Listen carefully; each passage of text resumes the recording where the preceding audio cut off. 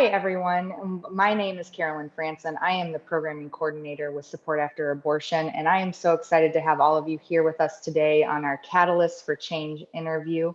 And I am so lucky to interview this wonderful lady here who is with us. This is Wendy Gianocola. She is an author of a after abortion curriculum called Transforming Your Story. I have the book right here. She also works at a local pregnancy center as the restoration arm in Washington, D.C., but I will let her take that and explain a little bit of her background. So welcome, Wendy. How are you? I'm good, Carolyn. I'm so excited to be here with you today, to have time to talk with you. This is exciting for me. Great, great. So I guess before we begin, would you like to give us a little background, kind of how you got into this, like a little bit about yourself, your family, things like that? Okay. Sure. So currently my role at the Capitol Hill Pregnancy Center is I am the director of pregnancy loss there, and that includes abortion recovery and restoration and aftercare and things like that. And a little bit, I guess, about me, how I even got into this field in the first place. Like many of us who are in this field, I had an abortion myself when I was 19, as my first year in college. And promptly shoved that down, dissociated from that, stuffed it, didn't deal with it for many, many years, other than, the various ugly symptoms that come about when you shove it down and don't deal with it. And after many, many years and eventually beginning to go to church, I ended up in abortion healing recovery myself. And after healing and recovery, was invited to volunteer at the pregnancy center with doing after abortion care. And when the person who was doing it retired after just a few months, it came to me, and I took on that role and have been doing that since, 10, 11 years. Wow. When you think back on it, right? How time flies. Yes, it's been 11 years. So really blessed to be doing this and to be able to just walk with women from so long, and just to see the restoration and the transformation has been such an amazing journey for me.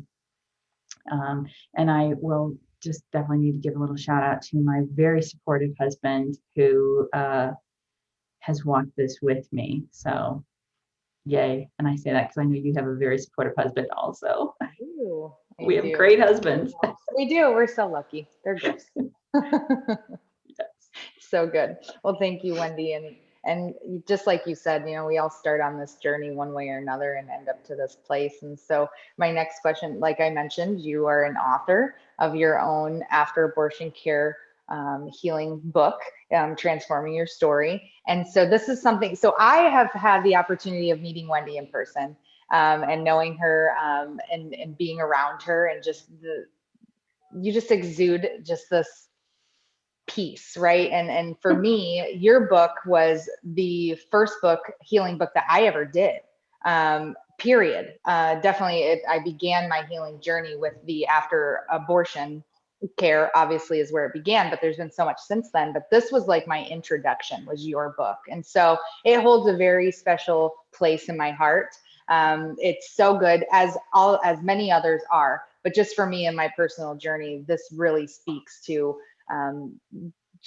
that's why I'm so excited to be here talking about it today. So all these questions that I have are definitely things that I've thought about. And so how do you even begin, or where did you begin to think, I'm going to write an after abortion care curriculum? I've heard a little bit of your passion in helping others, as you explained, but where did that come from? Like, what was your motivation? God. And I always laugh when people ask this question, because I think it's kind of a surprising answer, because I was very much Jonah. So I when I first took on this role to do the work I'm doing, there's so many fabulous books and curriculums out there, like you just mentioned, so many good ones out there. And so, but I didn't know that at the time. So I started researching and trying to find what I felt what really resonated with me the most and would fit our population the best. And really was struggling to find just that wow. Again, many really great things, and but it was just something, but I wasn't sure what. And so I remember my director and I went to a conference, one of the first conferences for abortion recovery. This was way back when Operation Outcry was doing them. And somebody prophesied to her that a book was going to come from our center. And I remember when she told me that, I wasn't with her at the time when he said that. I said to her, good luck with that. Good luck with that. That wasn't going to come from me, right? Yeah. And so continued on with what do I just trying to use whatever and put things together the best I could, and but wasn't terribly successful with being able to help a lot of people. And another person came to our center one day. It was just my director was there and I was there. We were the only ones there. And this woman who claimed she was with the city, but has never come back again, was talking to my director. And when she saw me come into the room, she said, let's pray. And her prayer was, in our prayer time, she began to prophesy. And again, looked at me and she started talking about this book that was going to come from the center that was going to come. And I'm like, oh my, and we're all weeping and all that. And she said to me directly, and I said, who am I? I don't know if I know what I'm doing. And I remember very clearly, she said, God is no respecter of person. He will use who he will use. That was so hard to hear, but yet good. Anyway, so after that, ideas just started coming to me and my own journey. I had previously gone also through a 12-step recovery journey. I needed that as a result of my abortion. And I had all kinds of addiction issues and codependency issues. So started my own 12-step journey. And so that was a part of it. I had been previously in the mental health field before that. And so just different things started coming to me. Yet I still wasn't sure. I still was like, I don't think this is me, God. I'm going to Tarshish. I was like Jonah, right? So a week later to the day, I was involved in quite a car accident that kept me homebound for like 5-6 months, for many months. And so what do you do when you are homebound? You do a lot of reading, researching, and you finally say, okay, God, you win. I guess I'll start writing this. Right? I guess I'll start researching and writing. And so there you go. Wow. Long story, but there you go. Hey, long, but so intentional. I mean, because that's what it was for you, right? It was this long, almost like struggle, like, no, not me, God. I can't do this. I'm not, why me? I love when you say that. I've had similar things even in my journey where I'm like, really, you want me to get up and talk in front of these people? I don't know if I can do that. I don't know if I want to do that. So I definitely can relate to a little bit to that feeling, not writing, but definitely that. And so I know you talked about you went through other a 12-step program and other things that resulted from pushing that abortion experience down, and probably other things as well. So in writing this, it's like I can hear that you want to help people, but what was that like to write that? Was there a healing or a release for you as well in writing it? Like even after you had already gone through other healing experiences or books, have you? Wow, that's a great question. Yes, because it so led me into diving into the stories of the scripture. And, what I definitely know about myself, and I think this is true of others as well, but definitely for myself, I think the 12-step journey helped me see this too, that I resonate more with story than anything else. And my own healing comes when I can see and experience and relate to other stories. Just the power of story, and especially for me, the power of story in scripture, because I think, like some of the things I've gone through, that I can easily stay in my head and do what I call paper and pencil healing, right? Where it's all, yes, I can answer that question. I can read this and respond to this. I can do the intellectual answer. But am I really going inward to see it and feel it and relate to it? And I do that much more with story. And, when I hear others share, then I can dive into, first of all, me too, because we all have this need to belong, right? And so it's that need to belong. And so it kind of brings that in, and to realize I belong in the greater story of scripture too, right? The greatest story, the bigger story, I belong, because I have just as much issues as they do. They have as many issues as I do, right? And it was just this, it created such a sense of, for me, relating and belonging. And my guess is that I'm not the only person that resonates like that. There must be other people as well. There are some people who are better and are much more intellectual, and that's their thing, and that's awesome, and that's where they're going to find the healing. I think there's, God's created us all so differently, but that's what worked for me, and so that, I think, created such a passion in me from that. Yeah, because I know it, and yeah, thank you. I mean, that support after abortion, we're always talking about like different healing journeys, and everyone's looks different, and everyone comes to and understands things in a different way. And I'm very much like you, where the hearing stories and talking to people and being in that group was, God knew that's what I needed, even though I didn't know I needed that. And so, because He understands us to our absolute, core and what we need to learn. And so I just was always wondering if, as you're writing a curriculum, if that's a healing experience in itself as well. And it sounds absolutely, definitely when you're trapped in your home, right? And you're homebound and you only have your husband to talk to every, for so often. I couldn't imagine being stuck in my home. So being able to really have that time with God too, and writing the story, I had to wonder what an experience. So thank you for sharing that. Helped me for COVID. Oh, well, yeah, I guess we've all kind of, now we all have been kind of stuck in our homes, right? And so we've all got a little bit of an experience of what you did, but you were also healing on top of it from that horrible car accident, which luckily that you're doing well now. So those personal stories, where did they come from? Are these people that you interviewed? Are these people that you knew personally as your personal story in there? I mean, I don't know, just some of those things that I was wondering. Yeah, good question again. Especially so if people who aren't familiar with the book, just a real quick layout. So I think that was the other big thing that was important to me, is that we need to hear, again, I need to hear more than just one voice and one experience. I need to hear a cacophony of different experiences and not just one. And really, if you look at some of the 12-step literature, you see many of the books will have lots of member stories.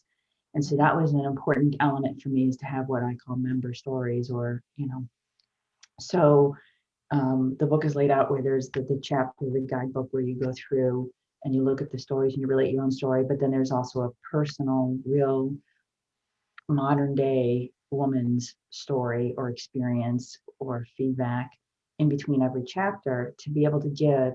And I really was intentional with using a multitude of voices. I didn't want just one or two people speaking into that. And every single one of those women are women that I know personally, many of whom actually went through a journey through this with me, because once I started writing it, you have to use it yourself and see if it works. So many of these, so I shouldn't say this, if any of you are watching, yes, you were kind of guinea pigs in a way, who went through this healing process and was able to truly speak to each thing. And so what I did with every woman who went through a journey, I asked them, what aspect of the journey was most meaningful to you? And is that what you And when they would tell me, I would say, would you speak on that for the book? And because that's one of my favorite questions. And I will ask that of you, whether now or later, what was the most meaningful aspect of the journey? Because I think everybody has something, whether it's with this book or a different book or whatever, everybody has some meaningful aspect of their healing journey. And so then I just asked them to speak into that. And what cool, and what a great way for you to hear that feedback, right? And know that these are the things that are coming out of, this book that God has led you to write from your own experience. And because ultimately it is hearing the freedom that comes in other people's lives. I know from knowing you, that's a passion we both have as others, to find freedom and be able to break free from these bonds, and ultimately to have a relationship with the Lord that's closer and deeper than they ever could have imagined. And so I get that from your book, and definitely going through it personally. Like you said, there are stories in your book and in the process. But one thing that really sticks out for me is your book is interactive, right? And so I don't want to give too much away, but I think it's important for people to hear that it's interactive. So it's not just you just read a story and answer a question, right? And not saying but that sometimes I've been in groups where it's felt that way. And that works for some people, but for me, I like to be involved and and be interactive. And so it was definitely a good fit for me. And so I have to speak to a little bit of this virtual, right? We're all you mentioned COVID. And so we've all entered into this. I know for Support After Abortion, all of our groups are done virtually. But we've had some people ask in the past, well, what about these books? Because your other authors have interactive parts in them as well. How is that working virtually, in the sense of this interactive or doing these kind of the I don't want to give it away, but like the different acts and things that we do in the group? How has that worked virtually? Has that worked for you? Yeah, I will say this much: we call them personal activities, and it is interactive. In that, what we know from brain science is that I'm a big brain science geek. And one of the things we know is that we need to involve both hemispheres of the brain, which is not just talking, but doing. So having that interaction or that action of some way, shape, or form to help connect the hemispheres of the brain to be able to truly heal and dig deeper pathways. And it helps to just really learn and understand the concepts that you're trying to learn. And so I feel like the activity is important. And so that's a really great question regarding virtual. And I was in the middle of facilitating the group when COVID hit, and we had to transition the group to virtual. And I will say, I'll be the first person to say, I was, how do we do these activities virtually? And I was really concerned about it. But God is faithful, and He started giving ideas, and so we were able to think of different creative ways to make it work. Um, a lot of it was you were able to, the book is written in such a way that the activities could be done by an individual if somebody went through it with just maybe one other support person. So I sort of went back to that way of doing things. There's also a facilitator companion that gives ideas for a group setting. And but we use different pieces of technology. I'll just give one really little piece idea that, so there's a place in the book where we give an invitation from, in the group, there's an invitation given from Jesus. And we usually give that to them in person, and they can RSVP. Well, there's a wonderful new technology called there's like evites and paperless posts and all those types of things. And so we turned the invitation into a virtual one. But we were able to modify the activities to be able to be done together in a group. And since we are virtual, we can still see each other. And that's the most important part, is we can see each other as we perform these activities together and show each other, what we have and what we've done and what we are doing. And I think that, again, brings that supportive element as well, that belonging that we so need. Yeah, absolutely.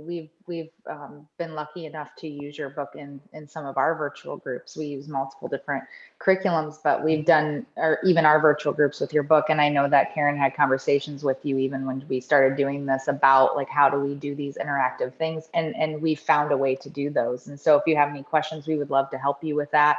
If you want to, get more information on her book, on Wendy's book, you can go on our website. I mean, we have trainings and all of that. And so there is a way to do it, and it's still feeling like we're connected, and it's still very much personal.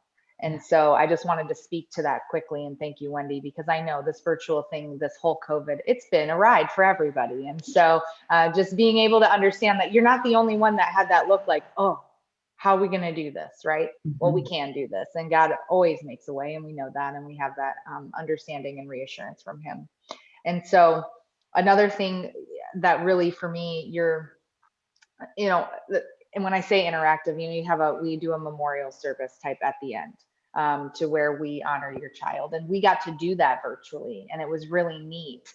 Karen told me about it. It was a group that she was doing, or that she was a part of. And so we have a church nearby that they have a garden that they've done for us and other that facilitate groups for after abortion care. And in there, they plant and memorialize your child that you well, for me, that I chose to have an abortion. And so in that, they had a tablet, and so they brought the tablet to the garden for the woman that was on the East Coast. And then luckily one of them was local, so she got to be there. But even on the tablet, I mean, the woman was blown away, and she said, I remember Karen telling me, like, she felt that she was present and it was honoring for her. And so there's a way to do this, and definitely. And so I want to jump even to that, you know, having that memorial service for me was like that closure piece, and being able to honor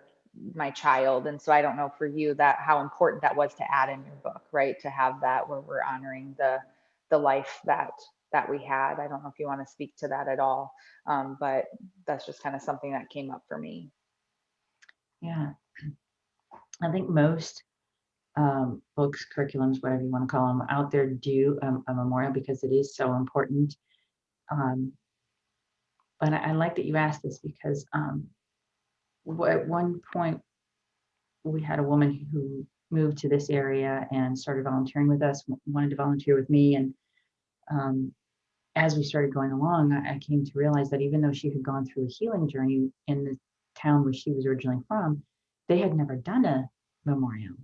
And so she had never memorialized her child. So when I was talking about this, she was so, what? What? She was so confused because she had never done that. And so, and this was in a training for facilitators.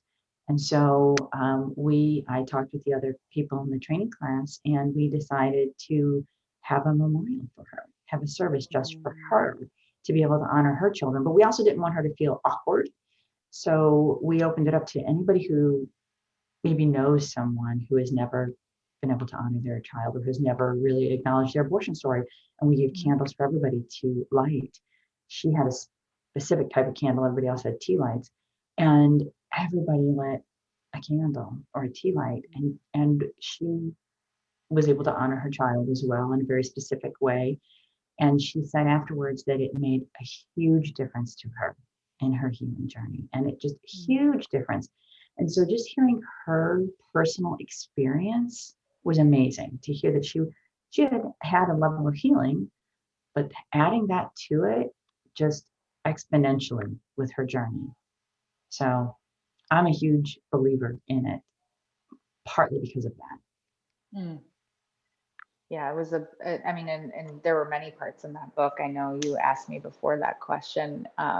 I don't know. I guess I'll answer it now. Okay. The memorial, yeah, I guess I'll jump in, but the memorial service, yes, that was pivotal. And like I had, there's breakthroughs throughout the entire journey, when you're going through a healing group of any kind. Right. But the one that really, for me, in going through transforming your story, um, there's multiple times you asked to write letters of some sort or from, well, there was a part in the book, there's the place where you asked to write a letter from God, or to that we had. I know for mine, it was writing a letter to me, from Jesus, that like he had my child, and like it kind of, talked a little bit about, just the things to expect, like that hope, that understanding that, I will see my child one day, and kind of in there. Anyway, you need to go through the book because I don't want to give too much away about it. But anyhow, in my letter, what it was for me is, I went home. I'm not a writer. I don't enjoy writing. Well, I didn't, right? God's been working on me and showing me that, I'm not, maybe not a writer, but I do enjoy writing now. But at that time, I was going through a lot of things. And so writing wasn't my thing. I didn't like it. I actually remember Karen Barbito, our director of programming and expansion, actually led my first group. And I remember telling her, I don't write, and I didn't want to do it, and I'm just being honest. This is what it was like for me going through my first healing group. I didn't want to do it. So there were a lot of points throughout it where I was resistant. And so I went home, and it was the day before my group, and I still hadn't wrote this letter. Right.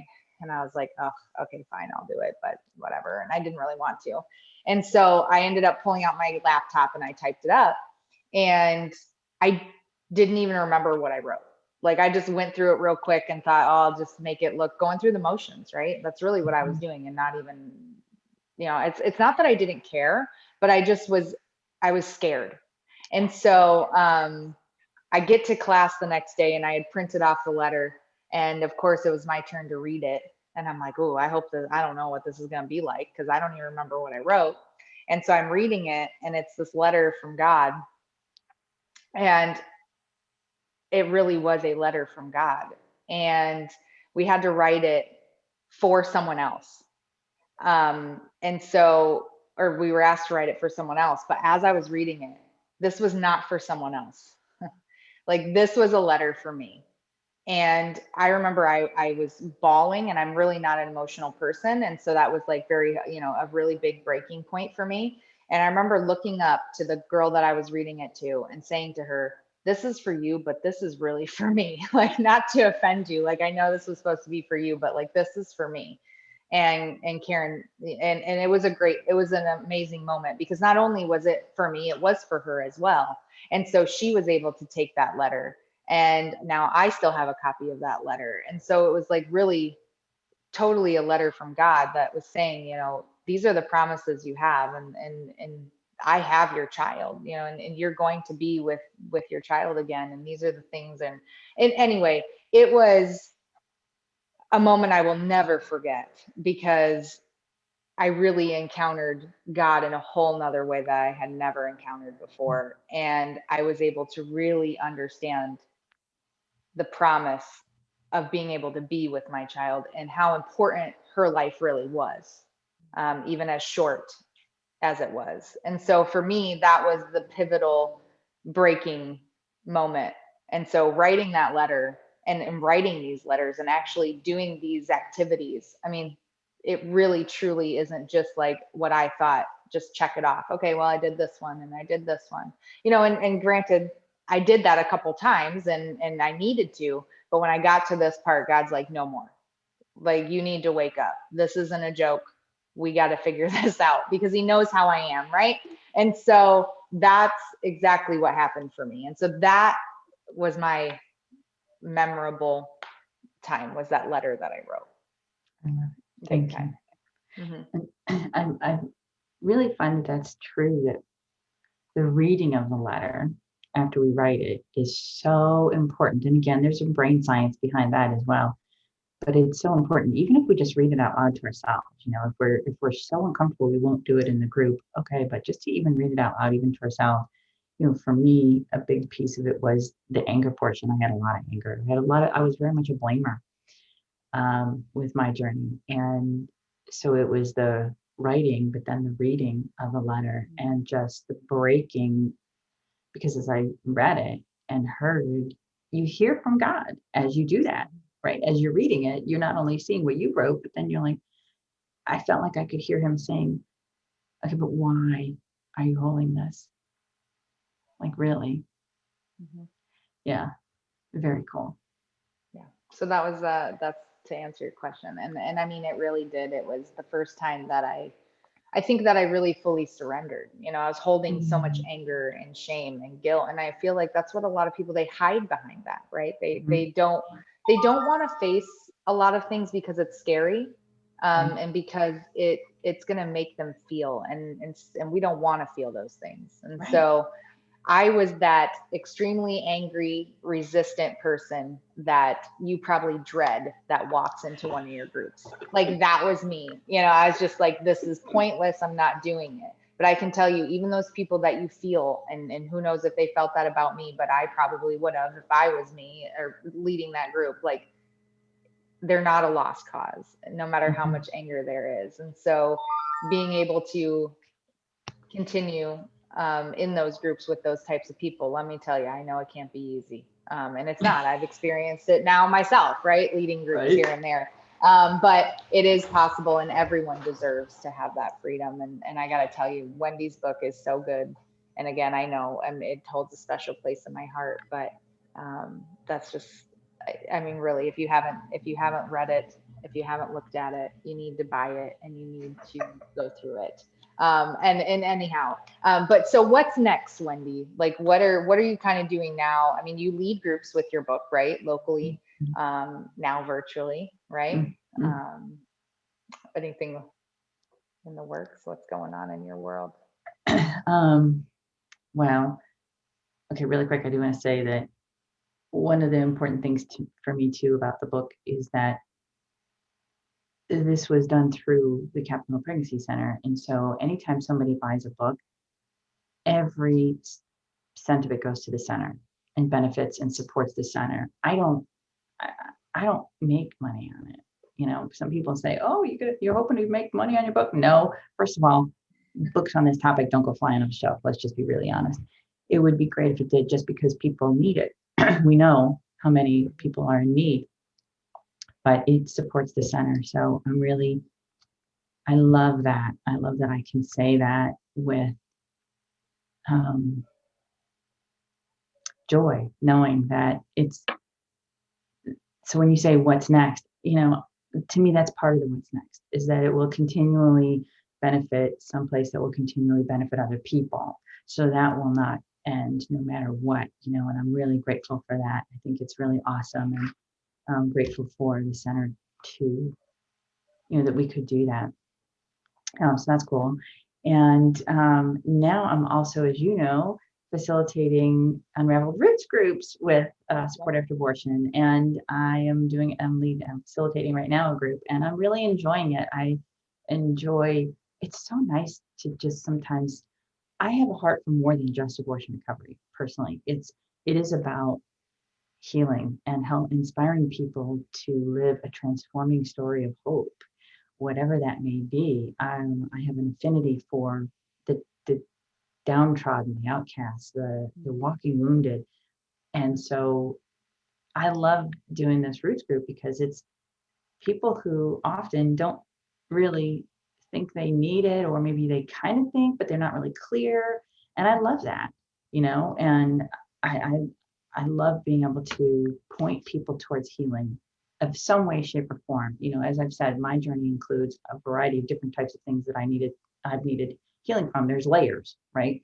Mhm. And I think it just all melds so beautifully that we can go from one to the next to the next. Some people need to deal with their abortion recovery first, and then they need to deal with something else in their life, whether it's addiction or whatever, or codependency. Some people need to deal with the addiction first, or the codependency first. And, but I think, just to continue moving through the layers, and I'm a big proponent of doing that. So, um, yeah, so I guess I just love healing of all sorts and So helping I, others with that. Yeah. And just helping and people with that. Yeah. yeah. Well, and definitely because, and even at support after abortion, we always say like it's not just one and done. It's not just all encompassing one topic. I mean, and for me and my story, when I can speak to, is my abortion was a symptom of so many other things. Mhm. And Unraveled Roots is really that starting point for all those other things that were underlying, right? And so that's something that it's a continued process. Healing is a journey. It's called a journey for a reason, and everyone's looks different. And I love that you said that, because it is true. Some people have to do this first or have to end up this first, and God knows, where you have to begin. And so, and for me, it was my abortion. And so, but since then, it's been a lot more. So, again, if you're struggling, we have virtual groups available, like Wendy said, on our website, supportafterabortion.com. Under our resources, our virtual groups there, we have abortion recovery, unraveled roots, codependency, sexual trauma, miscarriage, loss, all of those things. And so we have a place that we can put you. And if we can't, we want to find someone who can. And so we can't take on every single person, and we don't want to. We have a network of database of over 1,500 different pregnancy centers or after abortion care programs that we will and want to refer out to. And so just know that we are here to help you if you are struggling. And so with that, Wendy, is there anything else you'd like to say or add? If you, for those who are listening, if any of this triggered anything, I mean, we have a hope line, but could you, give words of encouragement, anything like that? Don't give up. Don't give up, because God does always have something more for us. Just find something. Just start the journey somewhere, even if it's faltering. Little steps, big steps. He will guide. Just start somewhere and go from there, because he will just continue to show you and reveal for you. And I also encourage people that after you finish one level of healing, whether it's roots or abortion recovery or whatever, consider going to another, or find some way to get connected to other people, because community is so very important. I know we do an aftercare. We have an aftercare group with our center where after women finish the journey, we stay together and we continue to get together on a regular basis for the purpose of encouragement and support and growth. We are called to that as believers, to continue to meet together. And whether it's virtual or in person, it can be done. So keep going, find that hope. Yeah. Thank you, Wendy. It's so good. Keep going, and know that there are many, and we're here to help you. Again, our hope line, if anything triggered you today, if you find yourself struggling emotionally after an abortion experience or any kind of pregnancy loss, please give us a call. We want to help you.